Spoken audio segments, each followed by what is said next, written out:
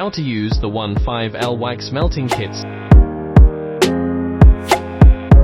Step 1. Pour soy wax into a 15L melting pot. Step 2. Set the pot to 300W or 450W and turn it on. Step 3. Melt the wax, stirring occasionally with a long spoon.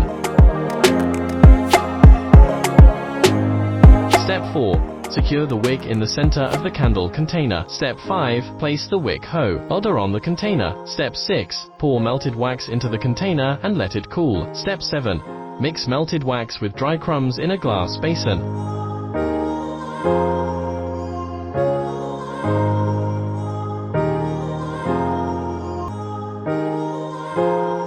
Step 8.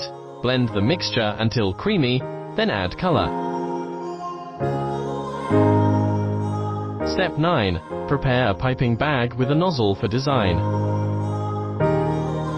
Step 10. Pipe designs onto the ToAuto wax in the container.